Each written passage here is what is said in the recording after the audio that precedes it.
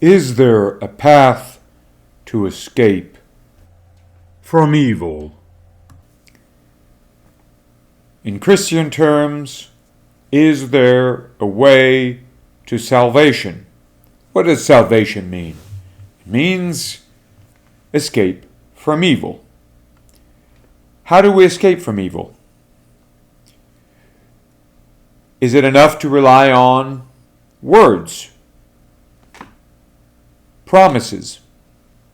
We're given a promise, words, ideals, and we say, well, we follow these ideals. And with all of our heart, with all of our will, we invest our whole life in the pursuit of an ideal that will save us from evil. And then we fall. Then we fall asleep. Then we fail. Christians often will tell us that when your willpower fails, then God intervenes to save you. And then what do? And then you start again? Do we need God simply to reaffirm our will? What is God's will? Does God's will need us? Need our will? Are the two compatible? How would they be compatible? Isn't God's will perfect? Why would it need supplementation for man? How do we escape from evil? Can we escape from evil? Is there evil? Should we just say that perhaps evil is in the eye of the beholder, and if we just stop worrying about evil, then evil will disappear?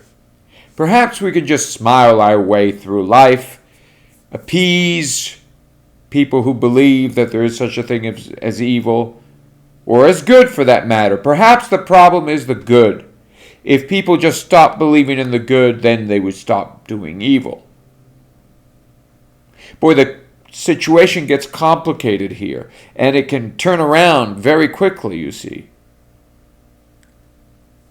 Perhaps the big problem is appealing to the good. Perhaps the big problem is Platonism. So what are we to do? Are we to say, yes, there is evil, and there's a way out? Or, yes, there is evil, and there's no way out? We can just perhaps compromise with evil and work things out with evil and have a kind of pact, a deal with the devil. Or we could say, well, there is no evil. Right? But then, why do people say there is evil? Well, because they believe in the good, and so we get rid of the good. The good is evil. This is a situation for many people. Many people today speak of themselves as pagan. And they say, well, paganism is tolerance. And so they turn to Christianity and they say Christians are intolerant. The Christian God is the source of all problems. So we have major intolerance toward, well, ostensibly a God that purports to be, or through those who pray to him, purports to be the true God. And so all other gods are all right because they're not taken seriously. So the only God that is true, or that presents itself as true, is to be banished. In the name of what? Of the relativity of God. So all gods are false. So it's okay to have false things, but not a true one. And that's the way to eliminate evil. That's a twisted logic. So how do we go about overcoming this difficulty? Should we accept evil If there is no evil, no problem, right? And yet, there's people addressing evil again. So the good is evil. Okay, so what do we do? Complicated matter. Should we just not care and say, well, you know what? We're not concerned with these problems. We just have to look for interests, money, power, and then everything will be all right. So whoever doesn't just pursue power and money is really contributing to the problem. In other words, is evil. Money and power are good.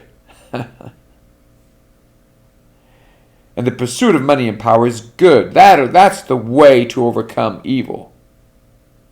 Wow. What about getting rid of money and power? Here comes the communist, the old style communist, not the new one. The old style communists will say, capitalists, they pursue money and power. They're the source of evil. Get rid of money and power. And then what do you have? We'll all be angels on earth. It doesn't work. It doesn't work. Because money and power were pursued precisely because of evil. As a response to evil. An inadequate, admittedly, radically inadequate response to evil.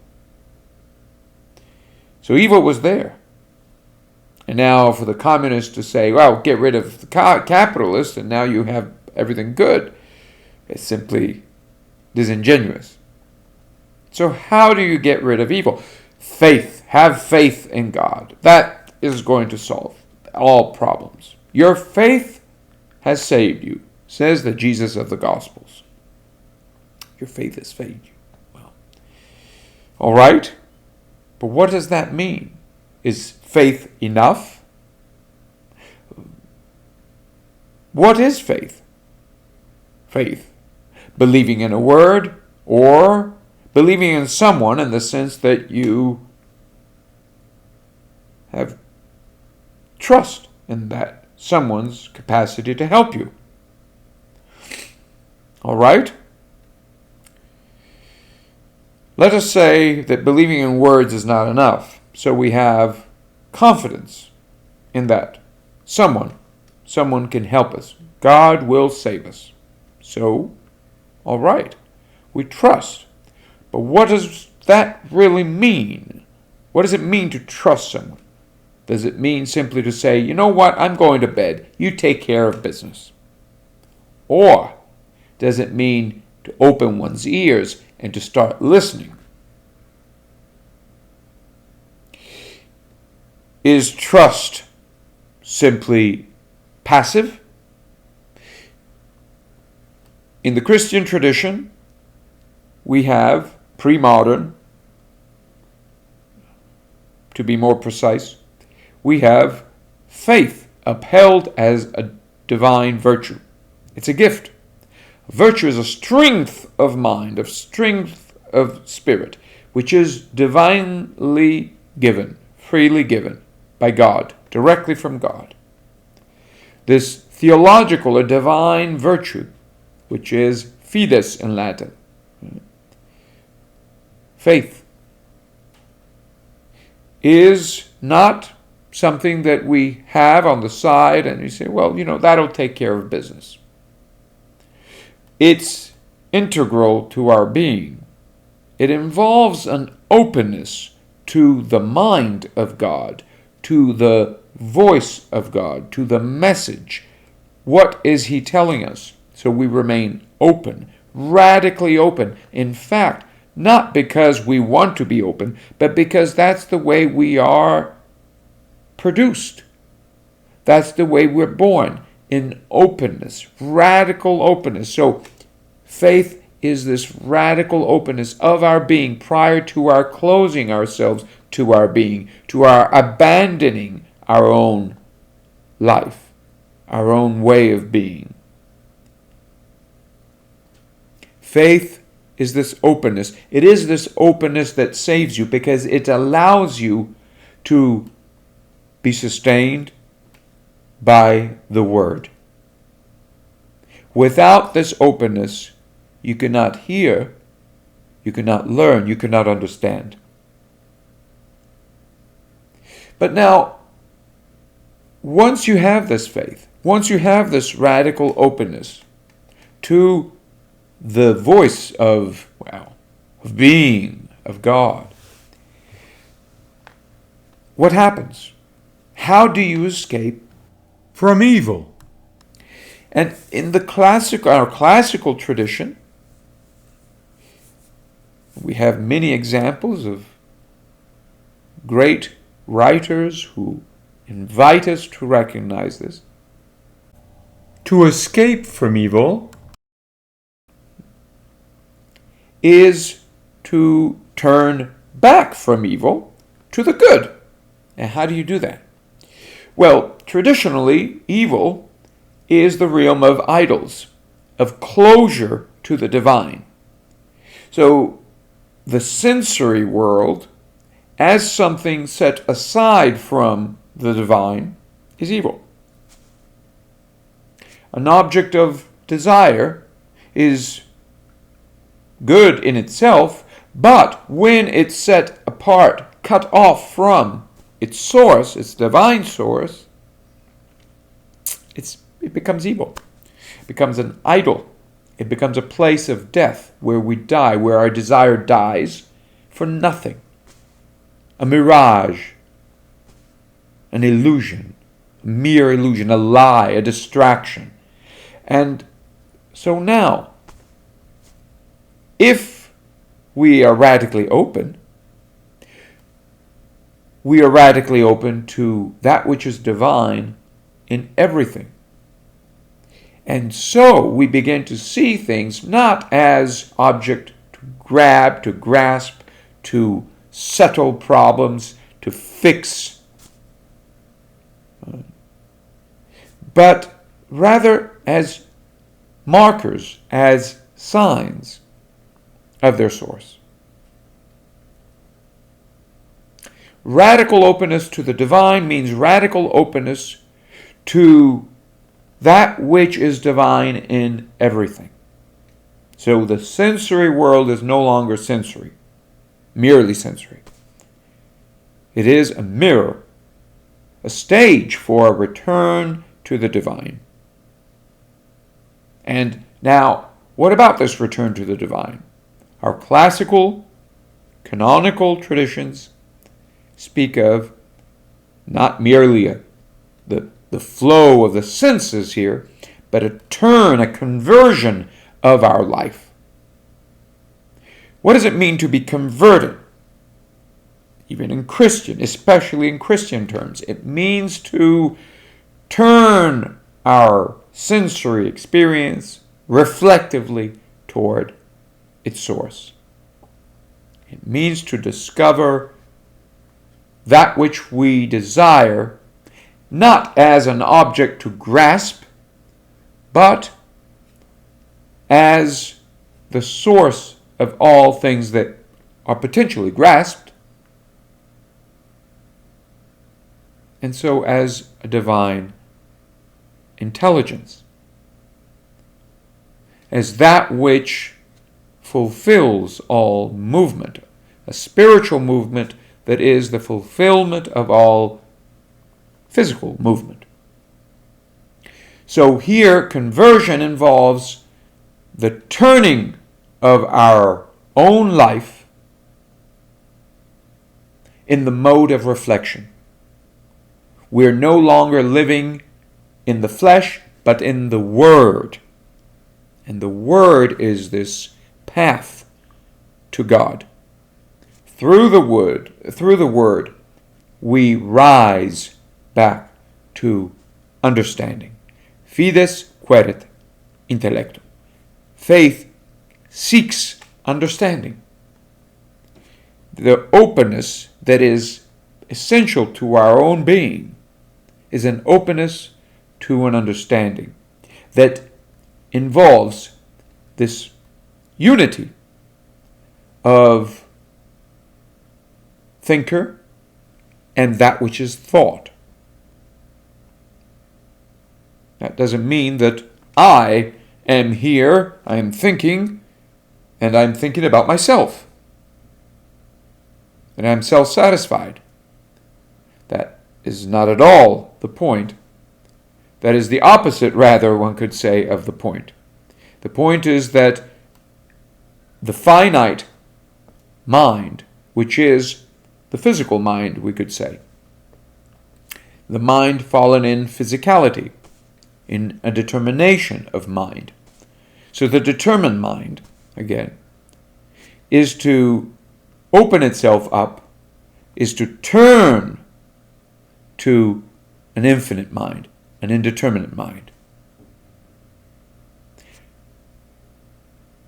The finite, the physical, converts into its source, its fundamental divine source. Herein, in this, and so on the path of reflection, would be our way to escape evil. Evil would be there where there is no reflection. Everything becomes a temptation.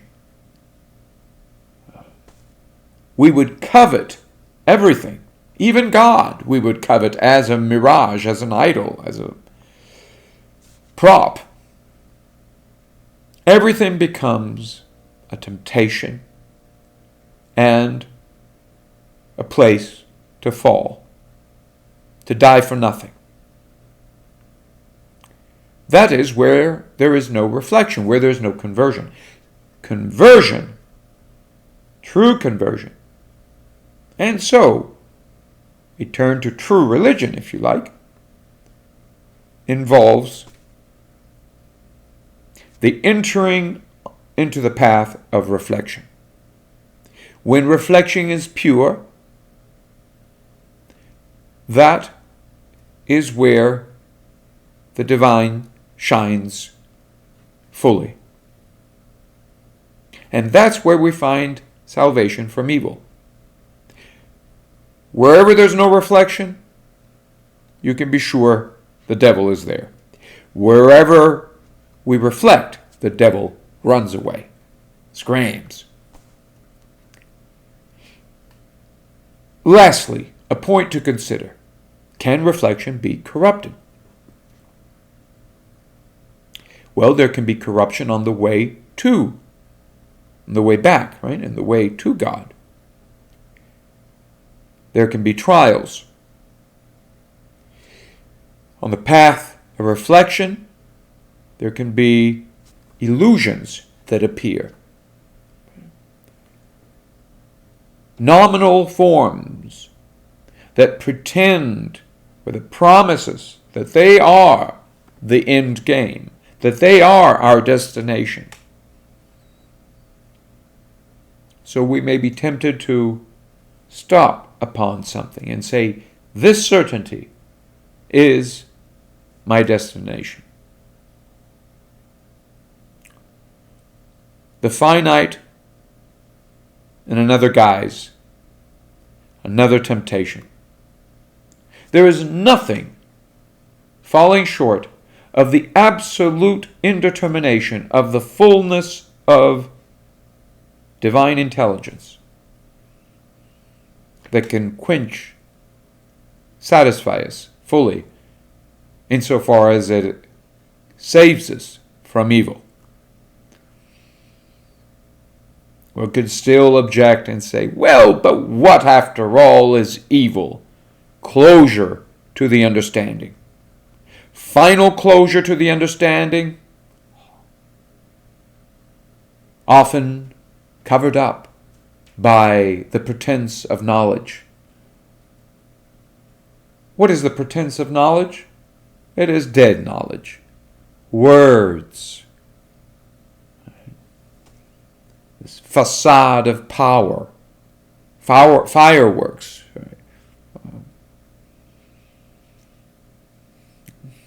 Acquisition.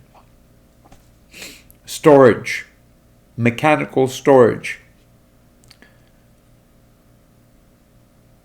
The alternative, letting go. Letting go of the storage and opening oneself